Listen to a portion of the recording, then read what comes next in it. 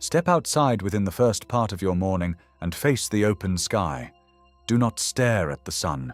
Do not force your eyes into pain.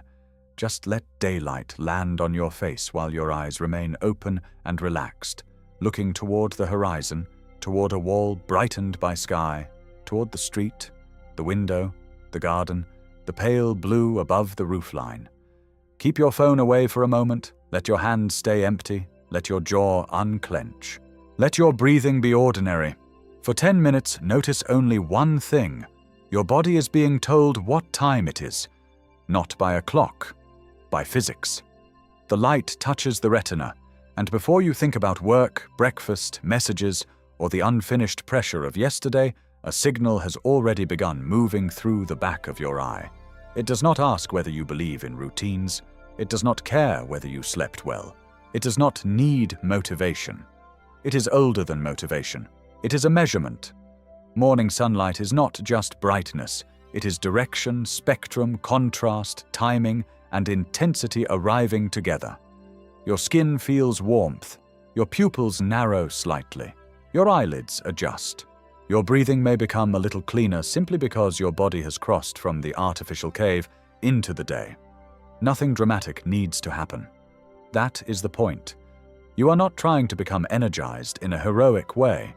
You are letting your brain receive the first accurate timestamp of the day. 10 minutes of sunlight in the morning is small enough to ignore, but large enough for one of the oldest control systems in your body to begin correcting its coordinates. Stand there and let the day enter through your eyes. Later tonight, when you are lying in darkness and wondering why sleep either comes easily or refuses to arrive, your brain may still be responding to this moment. A strange thing happens when you live indoors. Your nights begin to depend on how poorly your mornings were marked. You can spend 8 hours in bed and still feel as if sleep did not complete its work. You can dim the lights at night, buy a softer pillow, lower the room temperature, remove noise, take the same bedtime seriously, and still feel that something inside you has not agreed that the day is over. Because sleep is not created only at night. Sleep is negotiated across the entire day, and the first negotiation is light. Your brain has a master clock buried deep in the hypothalamus, a pair of tiny structures called the suprachiasmatic nuclei. Technical name, simple sensation. A biological metronome that tells the body when to raise alertness, when to lower temperature, when to release hormones, when to prepare digestion, when to let sleep pressure finally meet the correct time. This clock does not read numbers. It reads light. That is why morning sunlight feels too simple to matter. It looks like a lifestyle habit, but it behaves like a physical instruction. Photons leave the sun, pass through the atmosphere, scatter into the morning sky, enter your eye, and strike specialized retinal cells that are not mainly built for seeing shapes. They are built for telling time. The paradox is almost insulting. Something as ordinary as standing outside for 10 minutes can influence something as complex as sleep architecture hours later.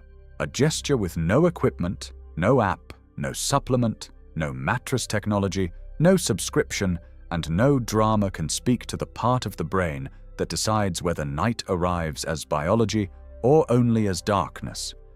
If this kind of physical detail is the reason you watch this channel, subscribe and leave a like now, because the next minutes are not about motivation. They are about why the body treats morning light as a command. The question is not whether sunlight makes you feel good. The question is how your brain knows that tonight should begin, because this morning was real. Before you can understand what 10 minutes of morning sunlight does, you have to understand what your eyes are before they are cameras. Most people think the eye is a device for pictures. It captures edges, color, motion, faces, threats, text, distance, and the little movements of a world that refuses to stay still. That is true, but it is incomplete. Your eyes are also clocks exposed to the sky. Inside the retina, you have rods that help you see in dim light and cones that help you resolve color and detail. Those are the famous cells. They make the visual world. But there is another class of cells called intrinsically photosensitive retinal ganglion cells. They contain a light-sensitive pigment called melanopsin, technical name, sensory translation, a blue-sensitive timing switch that tells the brain how much day is entering the body. These cells do not care much about the exact shape of a tree or the words on a sign. They respond to overall brightness, duration, timing, and wavelength. They are slow, persistent, and powerful. They are why light can change you even when you are not paying attention to what you see. A room may feel bright to your conscious vision and still be dim to your circadian system. Indoor lighting often gives your visual brain enough illumination to read, cook, work, and scroll, while giving your biological clock a weak and confused signal. Outdoor morning light, even on a cloudy day, is usually much stronger than typical indoor light. The number depends on weather, season, latitude, window glass, shade, and time, but the direction is clear. The world outside is not just a bigger lamp. It is a different category of signal.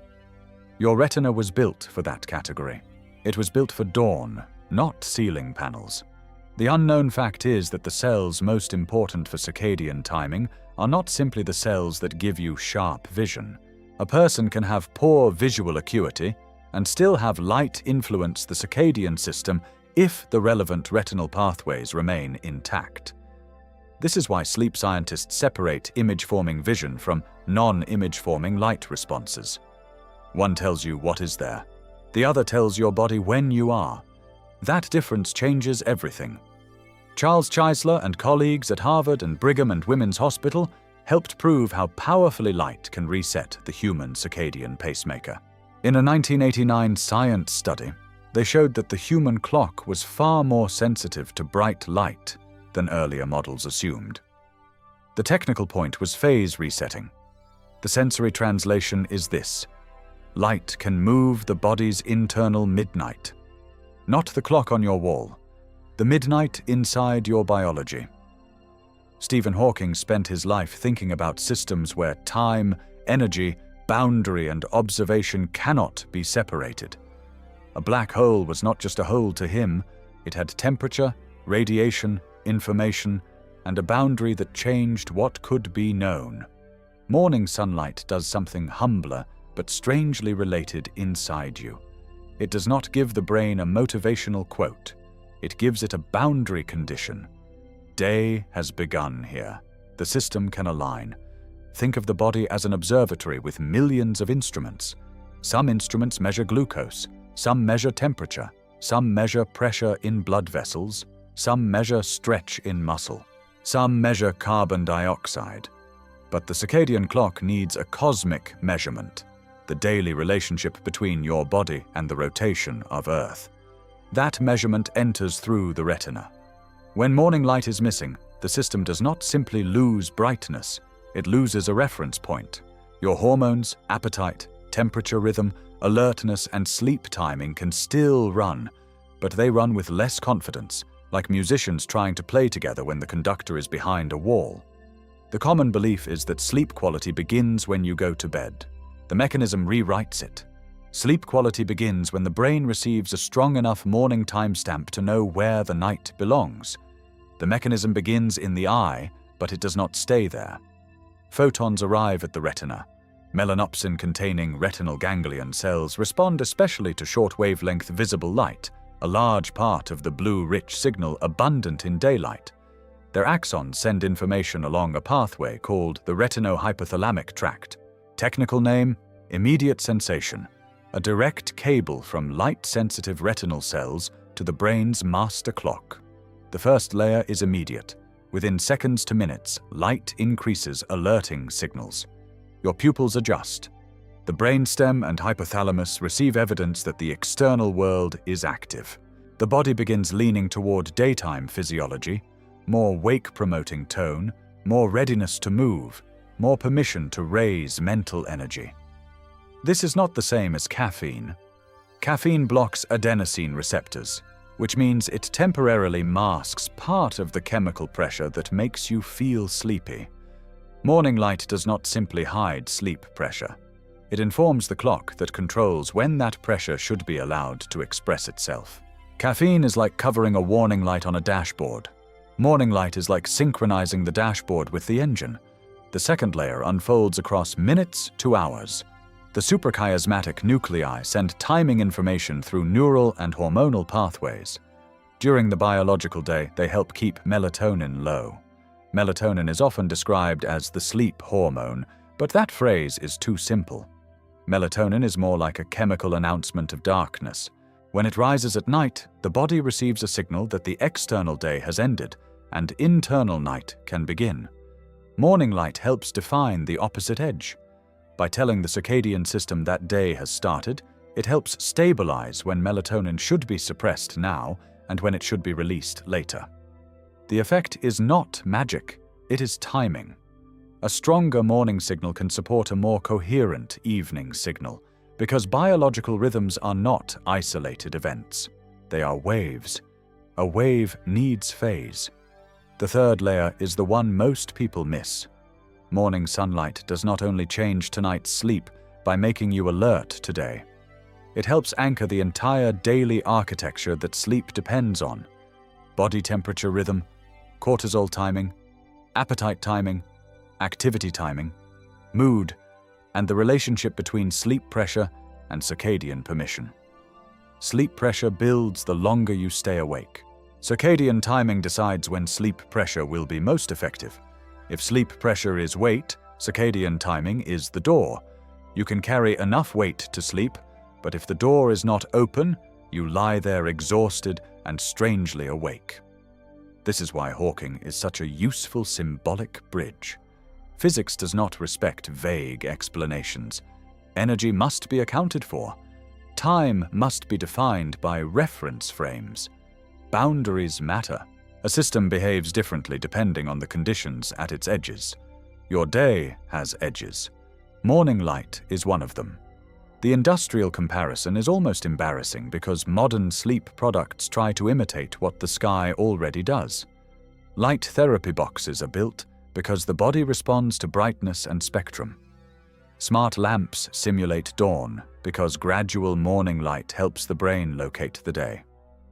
Wearables track sleep timing because misalignment matters. Apps remind you to dim light at night because artificial brightness can delay your clock. The industry sells timing tools. Your retina already has one. The body does not need sunlight because sunlight is romantic. It needs reliable environmental information. In laboratories, light can be treated like a dose: intensity, spectrum, duration, timing. In real life, morning sunlight packages those variables into something your ancestors received without naming it. They did not optimize it. They lived inside it. Now the body wakes under a ceiling, checks a glowing rectangle, moves from bedroom light to bathroom light to kitchen light to car interior to office light, and the brain is asked to construct a day from scattered fragments. The visual system says, "I can see." The circadian system says, "Barely." This is why 10 minutes matters. Not because 10 is a sacred number. Not because every person needs exactly the same dose. A winter morning at high latitude is not the same as a summer morning near the equator. A cloudy day is not the same as bright sun. A shaded balcony is not the same as an open field. But 10 minutes is a minimum gesture, strong enough to restore the relationship between eye, sky, and clock for many ordinary mornings. If you are following the mechanism, subscribe and like the video, because this is where the simple habit stops sounding simple and starts becoming a timing system your body has been missing. The absence of morning sunlight does not announce itself as one obvious symptom. It disguises itself. You may call it low energy. You may call it brain fog. You may call it revenge bedtime because you keep staying up later than you intended. You may call it bad discipline when you hit snooze. You may call it anxiety when your body feels alert at the wrong end of the day. You may call it poor sleep hygiene when the deeper issue is that the morning never gave your nervous system a clean start signal. Modern life creates a strange pattern: weekdays and bright nights. In the morning, many people stay indoors under lighting that is adequate for tasks, but poor as a solar cue. At night, the same people expose themselves to screens and overhead lights at the exact time the circadian system expects darkness. The rhythm becomes inverted. Not completely, but enough to matter. The day is under-signaled. The night is over-signaled. Your brain does not experience this as a calendar error. It experiences it as biological ambiguity. Over days, the ambiguity accumulates. The clock drifts. Sleep onset moves later.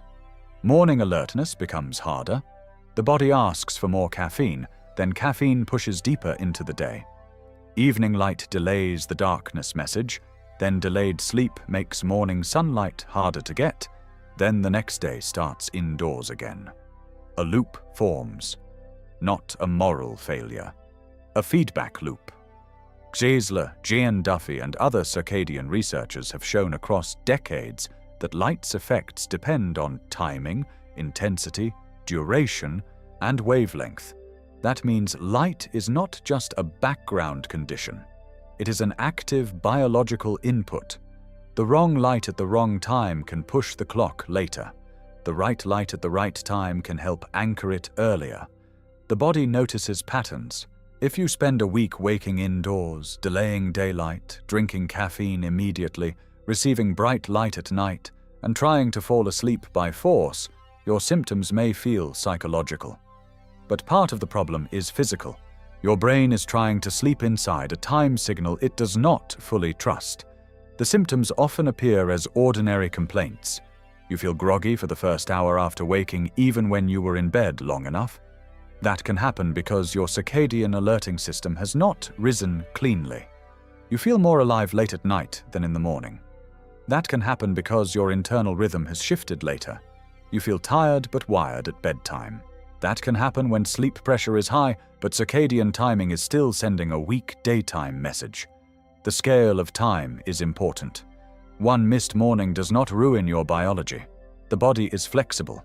But weeks and months of dim mornings and bright evenings teach the clock a pattern. The clock does not know you are doing it because of work, weather, screens, apartments, winter, commuting, or habit. It only receives inputs. It is not judging you. It is entraining to what you give it. There is another consequence. The body temperature rhythm can flatten. Normally, core body temperature follows a daily rhythm, rising through the day and falling at night as sleep approaches. Morning light helps strengthen the daytime side of that rhythm. Evening darkness helps protect the night side. When the rhythm is weak, sleep can feel less deep, mornings can feel heavier, and the body may struggle to create the clean descent into night. This is where sleep alone cannot fix sleep. Sleep is downstream of timing. You cannot always repair timing only by lying down longer. More time in bed can help if you are sleep deprived. But if the clock is delayed, confused, or weakly anchored, extra time in bed may become more time awake, more frustration, more scrolling, more artificial light, more confusion. The common belief is that bad sleep means you need a better night routine. The mechanism rewrites it. Bad sleep can mean your morning failed to start the countdown toward night. Morning sunlight expands beyond sleep because the circadian system is not a sleep system.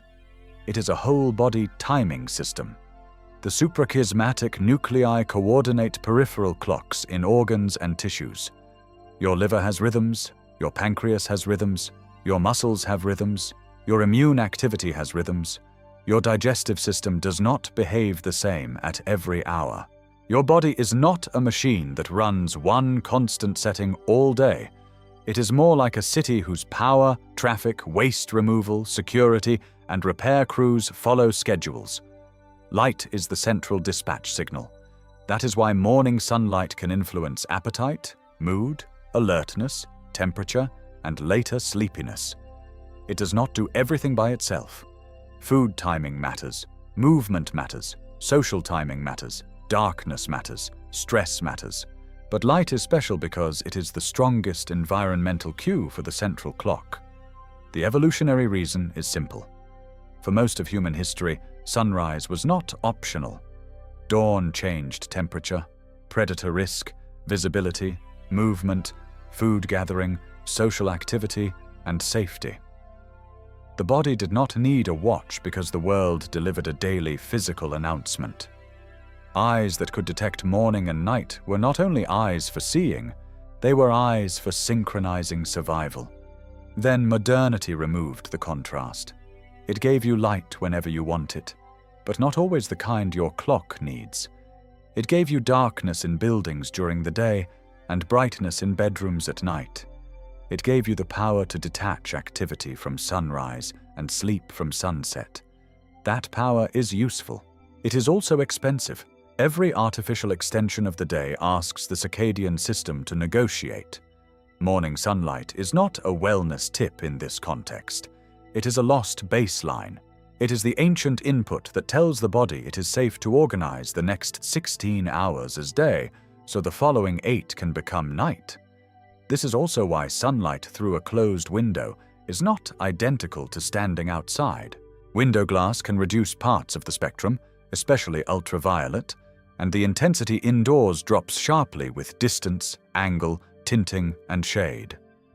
You can still receive useful brightness near a window, especially if outdoor access is impossible, but outside gives the circadian system a stronger physical signal. No mystical language is needed, just geometry. The open sky is a massive light source. A lamp is a point or panel. The sky surrounds. A ceiling light hangs above. The sky changes with time. An indoor bulb stays artificially stable. The brain evolved under a moving celestial gradient, not under a static rectangle. That is why 10 minutes before checking your phone can feel different. Your eyes receive daylight before they receive algorithmic urgency. The clock receives the world before it receives demand. The nervous system receives time before it receives tasks. And that order matters. If this is making you think of your own mornings, write in the comments the first place where you could realistically get 10 minutes of daylight tomorrow. A balcony, a street, a yard, a window, a parking lot, or somewhere else. Make it concrete, because the brain changes routines more easily when the location is real. The protocol is simple, but the details matter because the mechanism is timing. Get morning sunlight as soon as practical after waking, ideally within the first hour. Earlier is usually better because you are giving the clock a clear start signal before the day becomes cluttered with indoor light and screen light. You do not need to stare at the sun, and you should not look directly at it. Face the open sky, keep your eyes open, and let natural light reach the retina. The dose is not a universal prescription. Think in ranges. On a bright, clear morning, 10 minutes may be enough for a strong signal. On a cloudy morning, in winter, in deep shade, or at high latitude, you may need longer. If outdoor light is unavailable, a bright window is better than darkness, and a properly designed light box can be useful for some people, especially in clinical contexts, but that should be approached carefully if you have eye disease, bipolar disorder, migraines triggered by light, or medical concerns. The minimum gesture is 10 minutes because it is small enough to repeat. Repeatability beats intensity. Do it without sunglasses when safe and comfortable, because sunglasses reduce the signal reaching retinal photoreceptors. Contact lenses or regular clear glasses are usually less of an issue than dark lenses, but the central point is simple. The timing cells need light through the eyes. Skin exposure can have other effects, but the circadian clock is primarily reset through ocular light. Do not make this about tanning. This is not about burning. It is not about forcing UV exposure. It is not about proving toughness. If the sun is intense, choose early light, shade with view of the sky, or a safe angle. The circadian signal can come from visible light. Protect your skin when needed. Respect your eyes. The body does not need injury to know morning exists. Notice the active signs. Within minutes, you may feel your eyes adjust, your breathing deepen, your posture rise, your mental fog loosen slightly, or your desire to crawl back into bed reduce by a small amount. Those sensations are not required. The clock can receive the signal without a dramatic feeling, but they are clues that the wake side of your rhythm is being engaged. Pair the sunlight with stillness if possible. Standing, slow walking, or sitting outside all work. If you walk, keep it gentle enough that the light remains the main input. If you drink coffee, consider getting light first, or at least getting light with it, because caffeine alone can make you feel awake without anchoring the clock as effectively as daylight. Avoid the common mistakes. Do not count a glance through a dark room as morning light. Do not assume a bright phone screen is the same as the sky. Do not save all your outdoor exposure for late afternoon if your sleep timing is drifting later. Afternoon light is valuable, but morning light has a special role in defining the start of the biological day. Do not compensate for dim mornings with bright nights.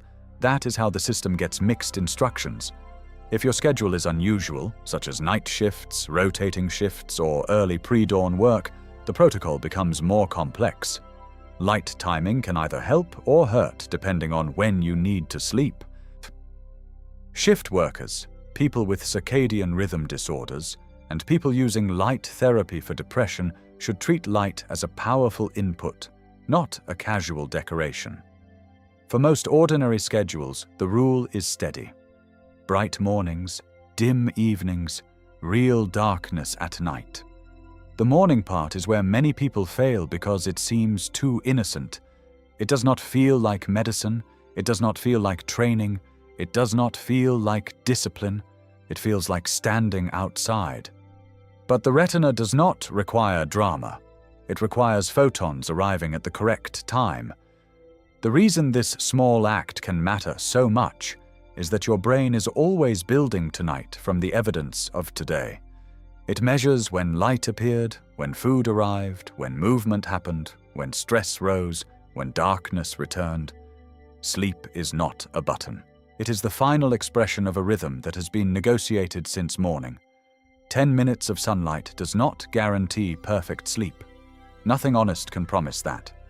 Pain, illness, medication, anxiety, caregiving, shift work, sleep apnea, depression, alcohol, caffeine, temperature, and noise can all change sleep. But morning sunlight gives the system one of the clearest inputs it has. It tells the truth about time. And sometimes the body cannot relax because it has been given too little truth. Hawking understood that the universe is not vague. It is strange, yes. Beautiful, yes. Terrifying, yes. But not vague. The behavior of stars, black holes, radiation, and time depends on relationships that can be described, measured, and respected. Human sleep feels intimate, soft, private, and emotional, but it also belongs to physics. A planet rotates, a star rises, light enters tissue, cells respond, a clock shifts, hormones wait, temperature falls, night becomes possible. You are not separate from that system.